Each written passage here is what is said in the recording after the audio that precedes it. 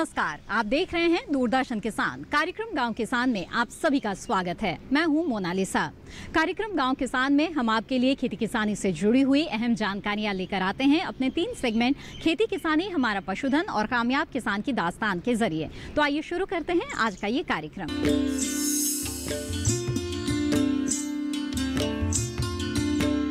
आइए देखते हैं हमारा पहला सेगमेंट खेती किसानी।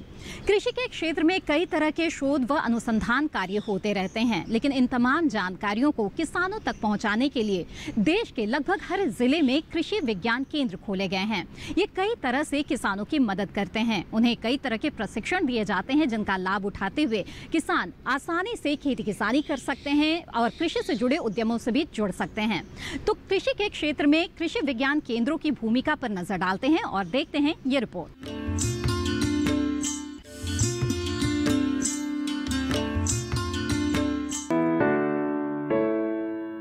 किसानों को हर संभव सहायता देने के लिए कृषि विज्ञान केंद्र अपनी अहम भूमिका निभा रहे हैं।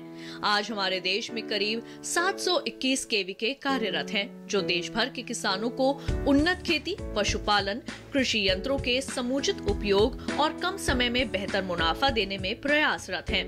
साथ ही केवीके उन युवाओं को आत्मनिर्भर बनाने में जुटे हुए हैं जो कृषि या इससे जुड़े क्षेत्रों में अपना भविष्य संवारना चाहते हैं। केवीके कैसे अपनी कार्य प्रणाली को संचालित करते हैं, आइए समझते हैं प्रयागराज के केवीके प्रभारी से। लगभग 25 साल हो गए हमारे इस कृषि विज्ञान केंद्र को काम करते हुए, और इस 25 साल के सफ़र में लगभग हम लोगों ने अभी तक 3 लाख से ऊपर किसानों को जो है वो ट्रेंड किया है। और कृषि विज्ञान केंद्र की लगभग सभी ब्लॉक में हम जा चुके हैं। कोई ऐसा ब्लॉक कृषि विज्ञान केंद्र में टोटल 20 ब्लॉक हैं, और इन 20 ब्लॉक्स में लगभग 30 लाख से ऊपर गांव हैं। और हम लोगों ने उन सभी गांवों में उन सभी जगहों पे को कवर किया है, और उन जगहों को जो हम लोग पहुँचे हैं वो अपने ट्रेनिंग के माध्यम से, अपने प्रशिक्षण के माध्यम से और अपने डेमोन्स्ट्रेशन के माध्यम से हम किसानों तक काफ़ी ज़्यादा पहुँचे हैं। बेसिकली केवीके का इस्टेब्लिश करने का जो मेन मोटिव है वो ये है कि हमारे किसानों के पास जो इन्फॉर्मेशन पहुंचती है वो इन्फॉर्मेशन जो है पूरी नहीं पहुंचती है। अभी तक जो किसानों को ये केवीके का जो मेन मोटिव है कि केवीके क्या है, केवीके क्यों चलाया गया, तो केवीके चलाने का सबसे बड़ा जो कारण था वो यही था कि केवीके में जो है जो फार्मर्स हैं हमारे, जो काम कर रहे हैं एग्रीकल्चर का, तो उनके पास सही इन्फॉर्मेशन और टेक्नोलॉजी नहीं पहुंचना। वो चाहे पेपर के माध्यम से हो, चाहे वो टीवी के माध्यम से हो, और चाहे वो स्टेट गवर्नमेंट का हो, चाहे सेंट्रल गवर्नमेंट का हो, किसी का भी हो, जो माध्यम होता था वो बहुत ही इनकम्प्लीट होता था। तो फिर भारत सरकार ने ये डिसीजन लिया कि हमारा किसान जो है, वो जो अन्नदाता है हमारा, उन अन्नदाताओं के लिए जो है, जब उनके पास जानकारी और इन्फॉर्मेशन ही, टेक्नोलॉजी ही नहीं होगी, तो वो फिर पैदा क्या करेंगे। तो इसके लिए इन्होंने हर एक डिस्ट्रिक्ट में, हर एक ज़िले में एक कृषि विज्ञान केंद्र खोलने का फैसला लिया, जिसको कहते हैं कि हम फार्म साइंस सेंटर, ठीक है, जहाँ पर लैब टू लैंड काम होता है। और इसमें वो सभी वैज्ञानिक काम करते हैं जो कि अलग अलग विषयों के माहिर होते हैं। हर एक विषयों के अलग अलग साइंटिस्ट आपके उस ज़िले के अनुसार, ज़िले में जैसी पहुंच है, जैसी ज़रूरत है, उसके हिसाब से वहाँ के वैज्ञानिक होते हैं। और वो वैज्ञानिक जो हैं हमारे किसानों से सीधा जुड़ते हैं और उनको उनके फसलों से शुरू से अंत तक की सारी जानकारी देना, ये हमारे वैज्ञानिकों का काम है। तो भारत सरकार ने इस केवीके को खोलने का ये एक मोटिव, उनका सबसे बड़ा मोटिव यही था कि किसानों तक जो जानकारी हमारी पहुँचे वो पूरी तरह से सही पहुँचे और पूर्ण जानकारी पहुँचे, कंप्लीट जानकारी पहुँचे। तो ये हमारी एक्टिविटीज़ हमारे केवीके की सबसे बड़ी थी भारत सरकार को खोलने की। इसके बाद जो हमारा केवीके का काम है वो मैं थोड़ा सा बताना चाहूँगा कि केवीके कैसे काम करता है। तो केवीके सबसे पहले जिस शहर में या जिस ज़िले में स्थापित किया जाता है उस ज़िले का पूरे गांव का सर्वे करता है, जिसको PRA कहते हैं, ठीक है। और उस सर्वे में जो है वो निकाल करके लाता है कि हमारे यहाँ पे धान की खेती ज़्यादा हो रही है, कि धान और गेहूं की ज़्यादा हो रही है, कि इसके साथ दलहन और तिलहन की भी खेती हो रही है। इस तरह की डाटा जो है वो कलेक्ट करता है कि पूरे इस ज़िले में जो है जो भी उत्पादन हो रहा है वो किस किस चीज़ों का है और कितना कितना है, चाहे वो पशुपालन से हो, चाहे वो एग्रीकल्चर से हो, चाहे वो मधुमक्खी पालन हो, चाहे वो वर्मी कंपोस्ट हो। जो भी एक्टिविटी हमारे फार्मर करते हैं उन सब का डाटा जो है वो कलेक्ट किया जाता है। और उस डाटा को कलेक्ट करने के बाद हम ये देखते हैं कि उस जगह में, उस ज़िले में अगर हमारा उत्पादन कुछ हो रहा है तो वो उत्पादन कम क्यों हो रहा है। केवीके अपने उद्देश्यों को पूरा करने व किसानों की सहायता करके उनके खेत तक पहुंचाता है, लेकिन इसके पहले कई चरण पूरे करने होते हैं। तो ये दो चीजें हमने आपको बताई कि पहला हमारा जो है ट्रायल होता है, दूसरा हमारा जो है डेमोन्स्ट्रेशन होता है। जो ट्रायल सक्सेसफुल होता है उस ट्रायल को हम बड़े स्तर पे करके दिखाते हैं, और इन दोनों के बीच में हमारी एक ट्रेनिंग आती है। तो हमारे लिए मैंडेट एक्टिविटीज़ जो हैं, जो हम ट्रायल करते हैं, वो हर एक साइंटिस्ट के लिए 2 हम रखते हैं, रबी और खरीफ का। तो कम से कम 12 हमको ट्रायल करने पड़ते हैं साल भर में। और इसके साथ साथ जो हम डेमोन्स्ट्रेशन करते हैं वो डेमोन्स्ट्रेशन कम से कम 200 डेमोन्स्ट्रेशन होने चाहिए। 200 नंबर का मतलब हो गया कि 200 किसानों के घरों पर, 200 किसानों के फील्ड पर हमें वो डेमोन्स्ट्रेशन लगाना है जो हमारा सिग्निफिकेंट आया है, उसको हमको डिस्प्ले करना है 200 किसानों के बीच में। कृषि हमारे देश की अर्थव्यवस्था का मुख्य आधार है, जिसे और मजबूत करने में हमारे देश के किसान और विशेषज्ञ नित नए प्रयास में लगे रहते हैं। यही वजह है कि उनका ये प्रयास हमें आत्मनिर्भरता की ओर ले जा रहा है। इसी के साथ कार्यक्रम गांव किसान में फिलहाल वक्त हो चला है एक छोटे से ब्रेक का। हम जल्द हाजिर होंगे लेकर हमारा पशुधन। आप बने रहें दूरदर्शन किसान पर।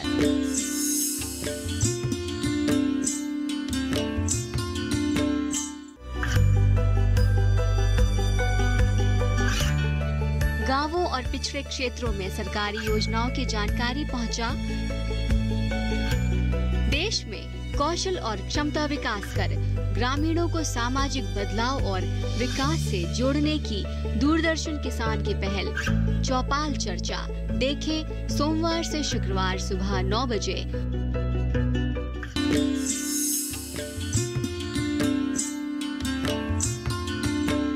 ब्रेक के बाद आप सभी का फिर से स्वागत है। आप देख रहे हैं कार्यक्रम गांव किसान।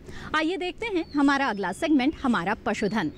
कृषि के साथ साथ अगर शतबद्ध क्षेत्रों से भी किसान जुड़े तो वो अपनी आमदनी को काफ़ी बढ़ा सकते हैं, और कई सारे विकल्प किसानों के लिए है, जिनमें से एक है मधुमक्खी पालन। जी हाँ, बहुत ही कम लागत से किसान खेती के साथ साथ मधुमक्खी पालन कर सकते हैं। इससे उनकी फसलों की उत्पादकता भी बढ़ती है, और इसके साथ साथ अतिरिक्त लाभ तो होता ही है, क्योंकि मधुमक्खी पालन से कई तरह के उत्पाद किसानों को मिलते हैं। आइए विस्तार से जानते हैं मधुमक्खी पालन के बारे में।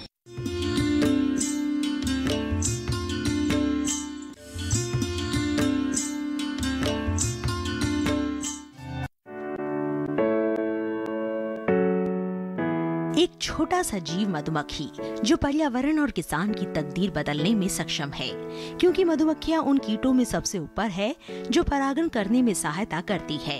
इनकी घटती संख्या हमारे लिए काफी नुकसानदायक हो सकती है, लिहाजा हमें उन तकनीकों पर ध्यान देने में देर नहीं करनी चाहिए जिससे इनकी संख्या में इजाफा हो सके। इसीलिए विशेषज्ञ और किसान मधुमक्खी पालन को अच्छा व्यवसाय मान रहे हैं। इससे न सिर्फ भरपूर पैदावार मिलेगी बल्कि इनकी आबादी भी बढ़ाई जा सकेगी। प्राकृतिक रूप से मधुमक्खियों के छत्ते पेड़ों, दीवार के कोनों, पुराने खंडहरों और ऊंची इमारतों में अपना छत्ता बनाती हैं, लेकिन कृत्रिम रूप से इन्हें पालने के लिए लकड़ी के बक्सों का इस्तेमाल किया जाता है। इस व्यवसाय को शुरू करने के लिए सरकार आर्थिक सहायता और प्रशिक्षण दोनों मुहैया कराती है, जिससे किसान या युवा वर्ग सीमित स्थान और सीमित संसाधनों में अच्छा मुनाफा कमाकर आत्मनिर्भर हो सके। मेरा सफर 2018 को चालू हुआ था। पहले मैंने 25 बक्सों से अपना काम शुरू किया था। शुरुआती दौर बहुत कठिनाई पूर्वक था, उसमें मेरे को काफ़ी नुकसानों का सामना करना पड़ा शुरू के पहले साल में। दूसरे साल में IRI पूसा, कृषि विज्ञान केंद्र हरियाणा एग्रीकल्चरल यूनिवर्सिटी चौधरी चरण सिंह बावल, KVK बावल से डॉक्टर जोगेंद्र सिंह यादव, और KVK शिकोपुर गुड़गांव हरियाणा से डॉक्टर भरत सिंह, इन तीनों ने मिलकर मेरा बहुत सहयोग किया और बोला मनमोहन कोई नहीं, पहले साल जो हुआ सो हुआ, दोबारा से चालू करो। इस बार मैंने 50 बक्सों के साथ शुरू किया और आज के डेट में मेरे पास 120, 150, 125 बक्से तक थे। मैं बक्सों को 100 तक ही सीमित रखता हूं जहां तक हो सके, और 100 बक्सों में अपना जितना निर्भर कर सकता हूं उतना करता हूं। इन्हें पालने के लिए मौन गृहों का इस्तेमाल किया जाता है। मौन गृह लकड़ी का एक विशेष प्रकार से बना बक्सा होता है। ये मधुमक्खी पालन में सबसे महत्वपूर्ण उपकरण होता है। मौन गृह का सबसे निचला भाग तलपट कहलाता है। तलपट के ठीक ऊपर वाला भाग शिशु खंड कहलाता है। शिशु खंड में अंडा, लार्वा, प्यूपा पाया जाता है। व मौन वंश के तीनों सदस्य श्रमिक रानी व नर रहते हैं। मौन गृह के 10 भाग में 10 फ्रेम होते हैं। श्रमिक मधुमक्खी शहद का भंडारण इन्हीं कक्ष में करती है। हमारा ज्यादातर सरसों का ही शहद निकलता है, और सरसों मैं रेवाड़ी के बावल में रखता हूँ, वहाँ से शहद निकालता हूँ, वहाँ पे मेरे बक्से रहते हैं। सरसों का शहद सबसे ज़्यादातर एक्सपोर्ट होता है और 98% शहद एक्सपोर्ट होता है सरसों का। इंडिया में वो शहद कम इसलिए बिकता है क्योंकि वो जम जाता है, जिसके कारण से लोगों में ये आम गलत धारणा होती है कि जो जमा हुआ शहद है वो सही नहीं है, पर हकीकत इसके ठीक परे होती है। जमा हुआ शहद नीचे से ऊपर जो जमता है, और वो अगर सरसों का है तो वो पूरा जमेगा और वो एकदम शुद्ध रहेगा। दूसरी बात, हिंदुस्तान में 70 से 80% जो शहद निकलता है वो जमता है। बहुत ही कम ऐसा शहद होता है वो जो नहीं जमता है, जैसे कि हुआ आपका अकेशिया, कीकर, बबूल। पेड़ों का शहद जल्दी नहीं जमता है, बहुत से जामुन का शहद ये जमेगा लेकिन वक्त लेगा। मेरा किसानों से अनुरोध है कि वो सामने आए और खेती के साथ साथ अपना रोजगार की बढ़ाने के लिए वो साथ ही साथ बी कीपिंग भी करें। उनकी खेती में वृद्धि भी होती है, 25 से 30% वृद्धि होती है, आय की भी वृद्धि होगी और उनको सहूलियत भी मिलेगी और एक्स्ट्रा इनकम भी होगा। खेती में उनकी पॉलिनेशन सर्विसेज हो जाएंगी मधुमक्खी रखने से, जिससे उनकी मक्खियाँ से उनकी उत्पाद बढ़ेगी और मधुमक्खी से वो शहद निकाल सकते हैं, बीज वैक्स निकाल सकते हैं, पोलन निकाल सकते हैं, जिससे उनको लाभ होगा। वहीं पोषण प्रबंध की बात की जाए तो मधुमक्खियों का पोषण पराग व मकरंद होता है जो फूलों से मिलता है। व्यवसाय शुरू करने से पहले पालक इस बात को सुनिश्चित कर ले कि मधुमक्खियां अपना भोजन कहां से प्राप्त करेगी। किसान उनके लिए खेतों में लगी फसलों के चारों और फूलों के पौधे लगाकर भोजन का प्रबंध कर सकते हैं। साथ ही पालक पराग व मकरंद का मासिक योजना प्रारूप तैयार करके भी मौन ग्रहों को एक स्थान से दूसरे स्थान ले जा सकते हैं। ऐसे ही एक युवा उद्यमी है मनमोहन जी, जो इस व्यवसाय को करके अच्छा खासा मुनाफा कमा रहे हैं। इस तरह मधुमक्खी पालन करके सीमांत या भूमिहीन किसान अपनी तकदीर रटे। इस तरह मधुमक्खी पालन करके सीमांत या भूमिहीन किसान अपनी तकदीर तो बदल ही सकते हैं। साथ ही परागन बढ़ने से जहां फसलें अच्छी होगी, वहीं पौधों की तादाद भी बढ़ेगी। इससे पर्यावरण संतुलन में काफी हद तक सहायता मिल सकेगी।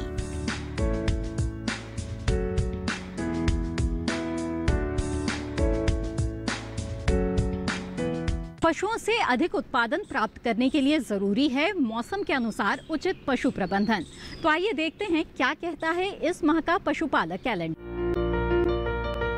पशुओं को उनकी शारीरिक अवस्था एवं आवश्यकता के अनुसार उचित मात्रा में खनिज मिश्रण करीब 30 से 50 ग्राम प्रतिदिन देना चाहिए। इस माह में पशुओं को खुरपका, मुंहपका यानी FMD, एंथ्रेक्स, रेबीज व अन्य रोगों के विरुद्ध टीकाकरण अगर नहीं हुआ है तो टीकाकरण अवश्य कराएं। आने वाले समय में पशुओं में गर्भ संबंधी एवं अन्य रोगों की समस्या होने पर तुरंत चिकित्सीय परामर्श लेना चाहिए। यदि दूध उत्पादन में कमी हो रही है तो पशुओं के पोषण पर विशेष ध्यान देना चाहिए। साथ ही पशु चिकित्सक के परामर्श अनुसार आवश्यक जांच यथा दूध, पेशाब, खून जांच इत्यादि करवाना चाहिए।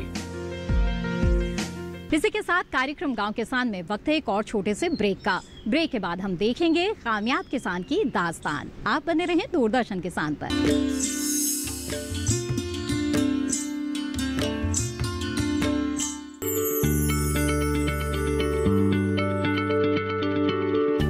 क्या आप किसी बीमारी से परेशान हैं? चाहते हैं डॉक्टर की सलाह? तो हम हैं आपके साथ, बताएंगे आपको जीने की राह। समस्याएं आपकी, समाधान देश के मशहूर विशेषज्ञों के। घर बैठे बात करें देश के जाने माने डॉक्टरों से।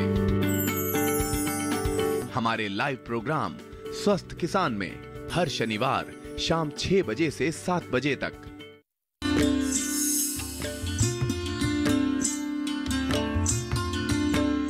ब्रेक के बाद आप सभी का फिर से स्वागत है कार्यक्रम गांव किसान में। आइए देखते हैं हमारा अगला सेगमेंट, कामयाब किसान की दास्तान। कृषि के क्षेत्र में महिलाएं किसी भी मायने में पुरुषों से पीछे नहीं हैं और बात कृषि उद्यमिता की करें तो यहाँ भी बढ़ चढ़कर दस्तक दे रही हैं महिलाएं। आइए मिलवाते हैं आपको एक ऐसी ही सफल महिला उद्यमी से, डॉक्टर नीरजा शर्मा से। देखते हैं कि किन परिस्थितियों में इन्होंने उद्यमिता को चुना और आज वो इसके शिखर पर पहुँच गई हैं।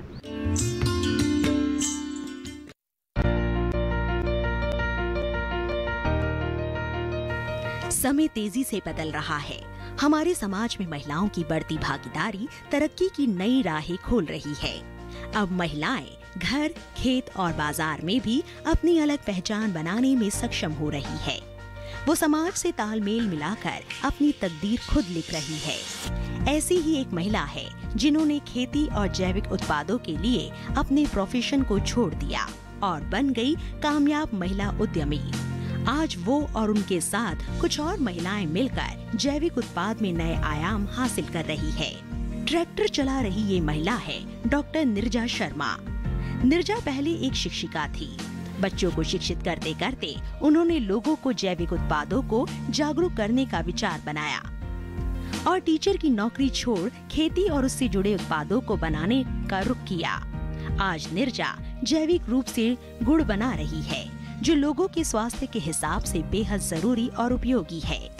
नीरजा अपनी महिला मित्रों के साथ मिलकर लोगों को जैविक गन्ने से जैविक गुड़ उपलब्ध करा रही है। कैसे आया उनको ये विचार, आइए जानते हैं उन्हीं से।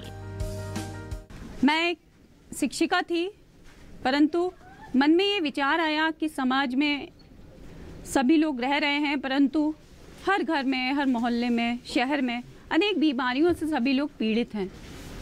तो मन में ये ख्याल आया कि कुछ ऐसा क्यों ना करूं कि सभी लोग स्वस्थ रहें।